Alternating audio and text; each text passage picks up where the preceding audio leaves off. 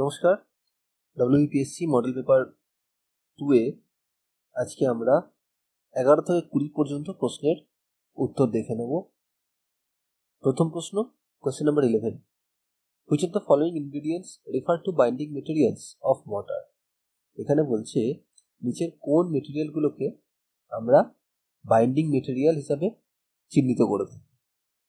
Number 1 cement, number 2 lime, number 3 sand, number 4 ashes. Select the correct answer using the code given below. Option দেখে নি। Option A 1 and 4, Option B 3 and 4, Option C 1 and 2, Option D 2 and 3. তো নিচের কোন মেটেরিয়ালগুলো binder material? Cement and lime. তাহলে number 1 আর number 2 এটা ঠিক। তাহলে এখানে সঠিক answer option C 1 and 2. Next question number 12. A circular shaft of diameter D is subjected to a torque T. The maximum shear stress of the shaft will be. এখানে বলছে একটা সার্কুলার শ্যাফট আছে যার ডায়ামিটার কত D, আর যার মধ্যে একটা torque apply করা হচ্ছে, তার মান হচ্ছে T। এখানে আমাদের বার করতে হবে যে ম্যাক্সিমাম শিয়ার স্ট্রেস এই সার্কুলার শ্যাফটে যেটা তৈরি হবে সেটা নিচের কোনটার সাথে প্রপোর্শনাল অথবা ইনভার্সলি প্রপোর্শনাল। তো প্রথমে অপশন দেখে নিই। Option A proportional to D cube, option B proportional to D to the power 4, option C inversely proportional to D cube, option D inversely proportional to D to the power 4। একটু ডিটেলে দেখে নেওয়া যাক। Torsion equation of a shaft is given by, আমরা moment equation দেখেছি, এখানে আমরা torsion equation দেখব। T by J is equal to tau by R is equal two G theta by L, where T is equal to torque, T মানে torque, J is equal to polar moment of inertia, R is equal to radius of shaft, tau is equal to shear stress, G is equal to shear modulus. Now, polar modulus is defined as the ratio of polar moment of inertia to the radius of the shaft. It is denoted by ZP. Polar modulus কি? এটাকে আমরা ZP দিয়ে denote করে থাকি। সেটা is equal to polar moment of inertia divided by radius of shaft, মানে J by R. Polar moment of inertia কি? pi d to the power 4 by 32 and r is equal to d by 2, diameter by 2. তো ZP এর মান কত হবে? pi d cube by 16. The maximum shear stress developed on the surface of the shaft due to twisting moment T. Maximum shear stress কত উৎপন্ন হবে? For twisting moment T এর জন্য বা টর্ক T এর জন্য tau max is equal to T by ZP, মানে torque by polar modulus. তাহলে মান হবে 16T by pi d cube. তাহলে tau max is inversely proportional to d cube. তাহলে এখানে সঠিক অ্যান্সার কি হবে? সঠিক অ্যান্সার হবে option C inversely proportional to d cube. এখান থেকে ডাইরেক্ট বার করা যেত যদি আমরা এই ফর্মুলাটাকে নিতাম, T by J is equal to tau by R. এখান থেকে নিলে টাউ ম্যাক্সের মান বার করা যেত T into R divide by J. এখান থেকে এই মানটাই পাওয়া যেত 16T by pi D. Next question number 13, the best suited roll steel section for a tension member. বলছে একটা টেনশন মেম্বারের ক্ষেত্রে best suited roll steel section কি? তো প্রথমে অপশন দেখে নিই। Option A angle section, option B T section, option C channel section, option D flat section. এখানে সঠিক উত্তর হবে option D flat section. Tension মেম্বারের ক্ষেত্রে best suited roll steel section হলো ফ্ল্যাট সেকশন। নেক্সট প্রশ্ন, question number 14। In a plate girder the web is primarily design to resist. এখানে বলছে একটা প্লেট গার্ডারে ওয়েভ নিচের কোনটাকে রেজিস্ট করে?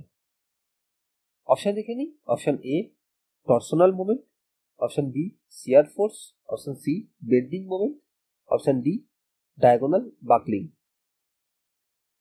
Some assumptions are made while designing a plate girder.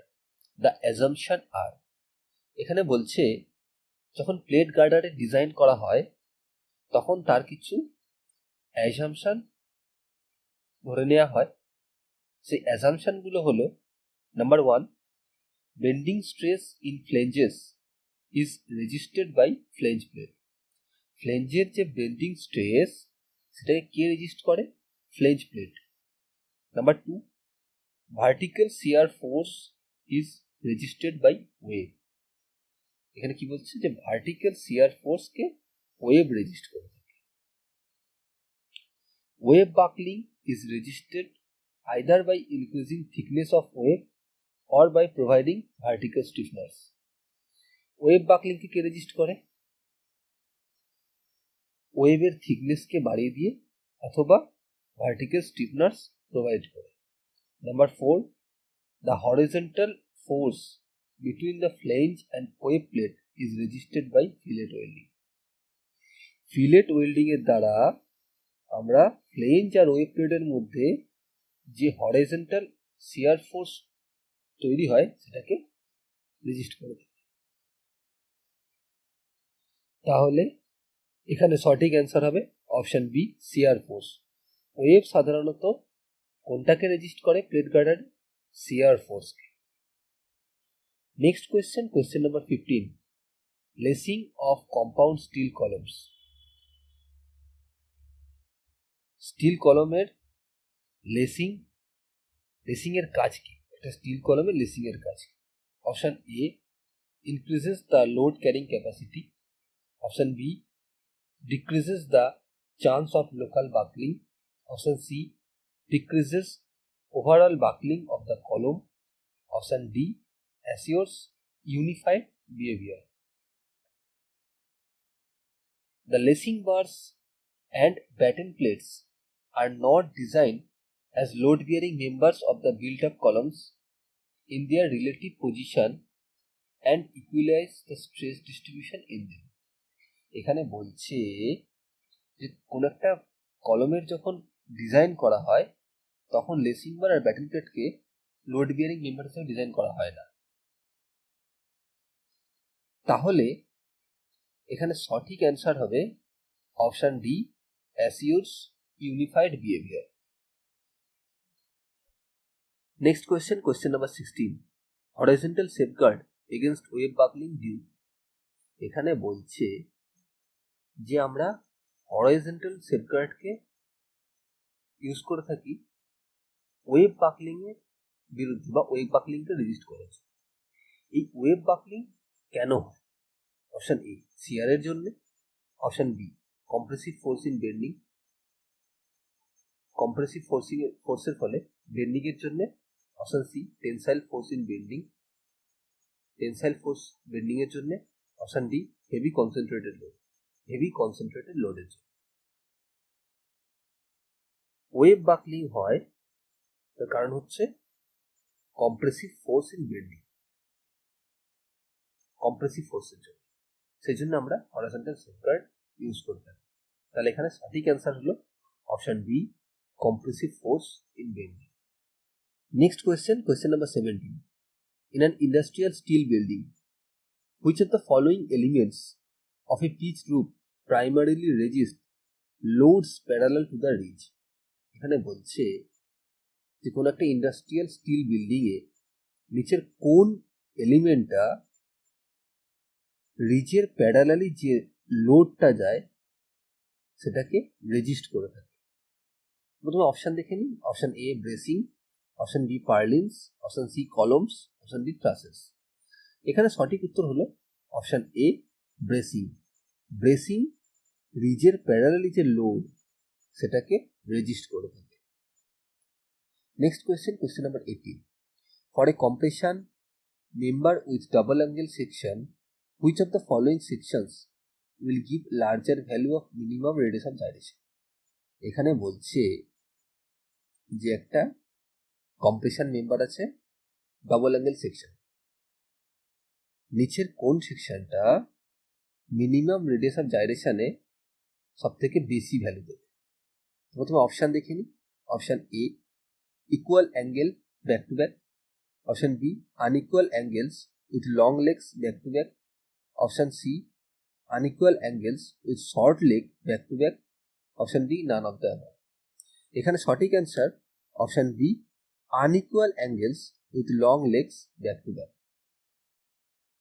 Next question number 19, according to IS 875 part 3, design wind speed is obtained by multiplying the basic wind speed factors K1, K2 and K3, where K3 is।